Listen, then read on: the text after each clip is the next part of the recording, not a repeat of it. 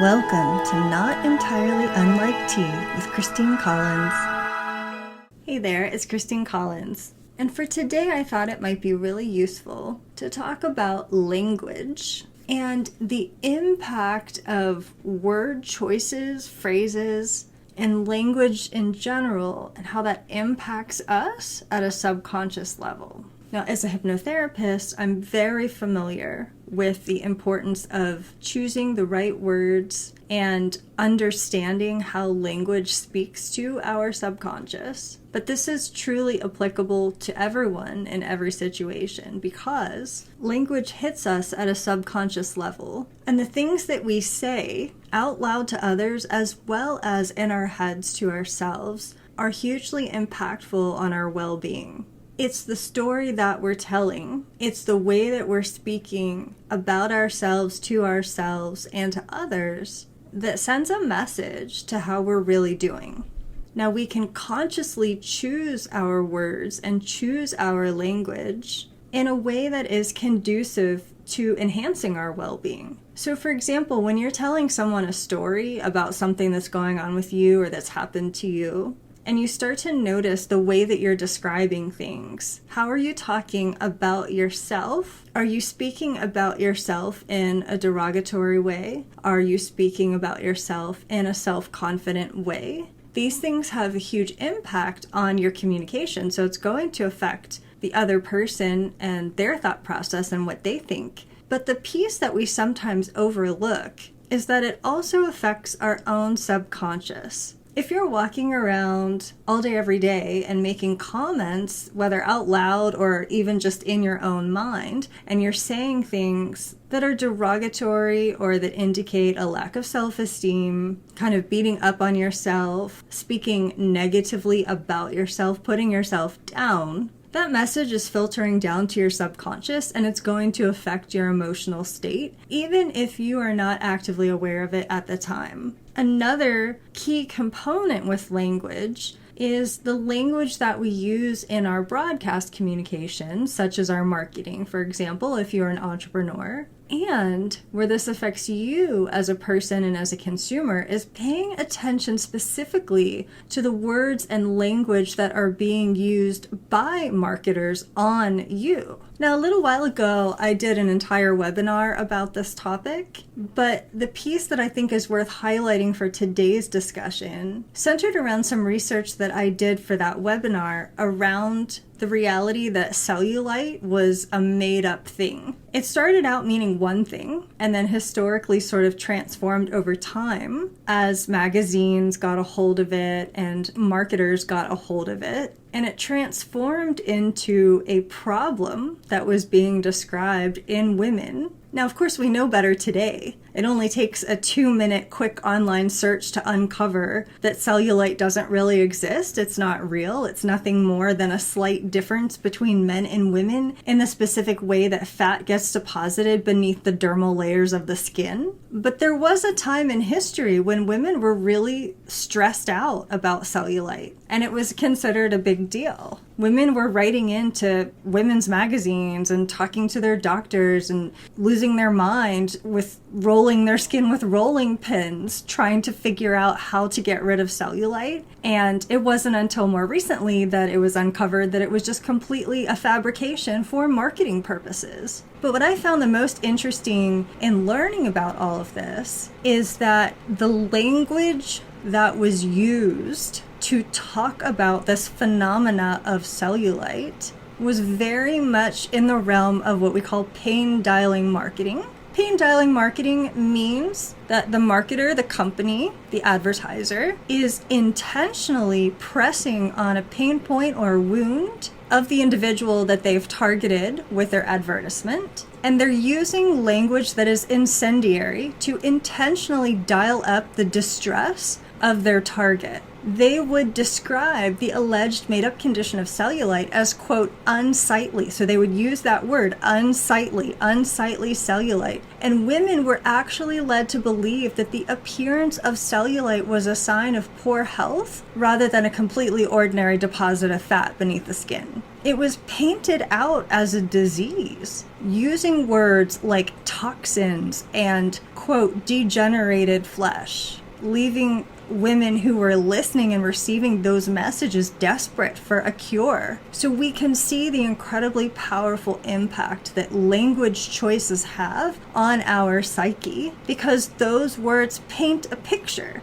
And it's a very negative picture. And it's a picture that instills fear and concern and worry and a sense of desperation to immediately rectify the situation, because they are capitalizing on innate fears in women of not being socially accepted, of not being considered attractive. And it plays upon the existing neuroscience that is innate in women's survival instincts to not be rejected by social groups and by potential mating partners, or to be considered unattractive. Fortunately, we're becoming savvier now. These tactics are deliberate and we understand that now. But there is kind of a dark side to this type of pain dialing marketing. It really can affect someone's psyche and their sense of well-being. And when this is happening in the receiver of the message, their anxiety and their pain and their shame are being dialed up intentionally, and the brain's limbic system becomes heightened. Epinephrine is released. At the same time, the neurotransmitters of dopamine and serotonin are being disrupted. So those are the good feeling neurotransmitters.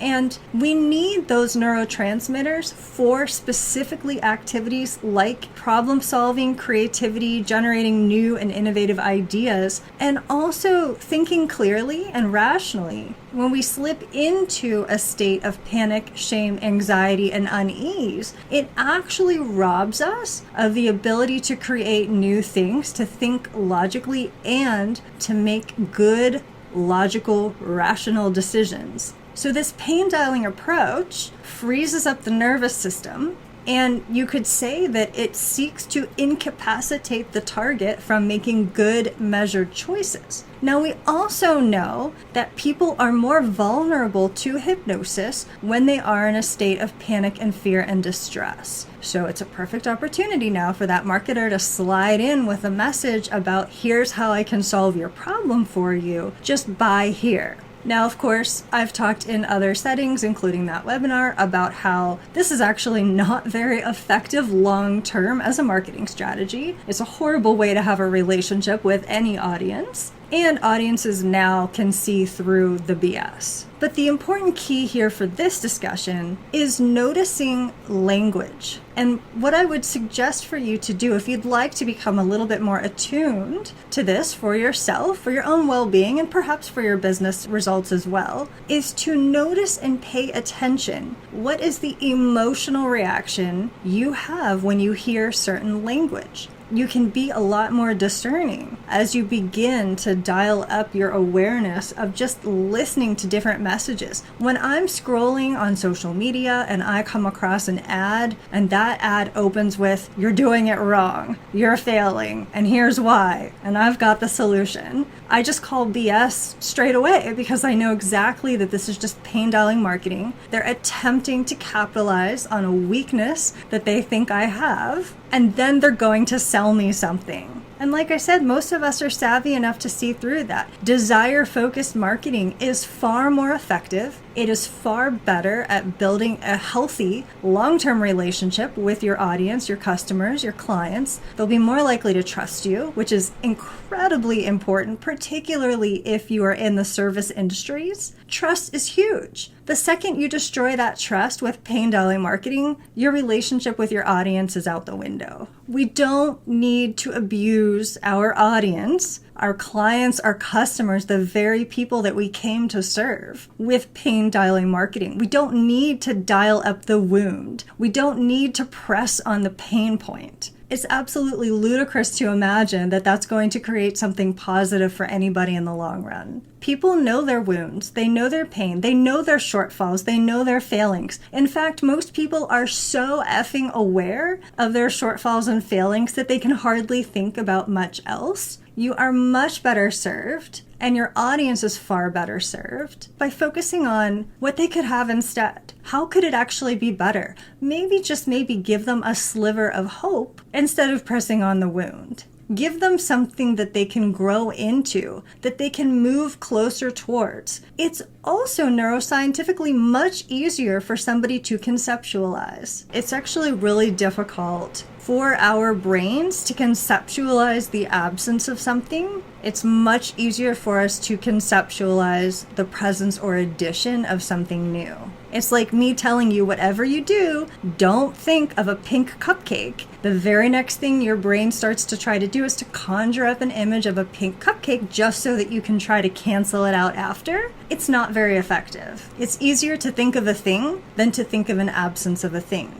And so this is one of many reasons why pain dialing marketing is no longer recommended. It is considered very old-fashioned. Now, sometimes this will lead people to worry that if they aren't speaking about the pain points or addressing the client's distress or the audience's distress, that they're ignoring something that's an important part of their experience. And I actually agree. I think that you can acknowledge their issue. You can acknowledge the challenges that they have gone through with empathy and with compassion, but in a way that is not intentionally dialing up the pain, pressing on the wound, increasing their shame. And since we're discussing language, you can choose language that is not incendiary, that is not geared with the focus to make them feel pain, anxiety, shame, guilt, hurt, whatever it is. Instead, you can acknowledge their struggle, you can speak to their journey and how far they've come, and then present where they could go to next. And that is kind of the crux of desire-focused marketing, where you give them something to grow towards and to get excited for, instead of trying to keep them stuck in the existing pain or the existing version of their story. You can point them in a direction that's more hopeful. You can present all of the information to them and allow them to make an educated, informed decision without intentionally pushing them into a state of negative emotional arousal to try to con them into buying something. And for you as a consumer, you can become attentive to the words and the language that is being used upon you as you're scrolling, as you're listening to ads and commercials, noticing how you feel in your body, paying attention to your own emotional response to the language and the words that are being used. And as someone who has been through a variety of different tumultuous, different types of relationships in my life, I also encourage you to do that in the relationships that you are in, to be attentive and notice the language and the word choices that are being given to you, that are being thrown at you, and to notice how they actually make you feel. And if the answer is it doesn't feel good, then it might be a good time to question, what are the intentions behind the message that is being delivered to me? Am I comfortable with continuing to receive that message? Or is it an unacceptable message for me where I am in my life right now? And by the same token, we can also examine our own words and language towards others and towards ourselves, paying attention mostly to how you're thinking about things in your head. How are you describing them? What kind of language are you using? For example, are you using words like always and never to describe things? Is there an intensified emotional response as you think your thoughts? Are you saying things like, I'm always screwing it up. I always get that wrong. I never get that right. I'll never be able to do that. I'll never win at this. If that's happening, it can be changed. And there are many ways to do that. There's conscious work that you can do, various different forms of treatment, therapy, tools, conscious tools. There are subconscious tools. Obviously, as you know, being a hypnotherapist, I believe strongly in hypnosis for the capacity that it has to begin to re-script language that is being used by you on yourself, even though oftentimes the negative stuff that we're saying to ourselves actually came from someone else first. When you are walking around thinking a story, thinking thoughts in negative terms, in words and phrases that don't serve you, that don't actually get you closer towards your goals and your desires, those stories and those words and those thoughts can be changed. They can become more positive. They can become more uplifting. They can become more affirming. They can become more desire-focused and success-driven, so that you can move a little closer to your goals. And of course, you can always feel free to check that out in the show notes at the very bottom. Hypno-Pothecary is my hypnosis membership. But with or without that, paying attention is the very, very first step. Noticing what are the words and language. Maybe write them down. Pay attention to how they make you feel. And then ask yourself, is this a feeling that you want to continue forward with or not? I hope you found this to be really helpful. And until we connect the next time, I wish you a most magical and creative rest of your day. Thanks for listening. This is Christine Collins at transformcreate.com.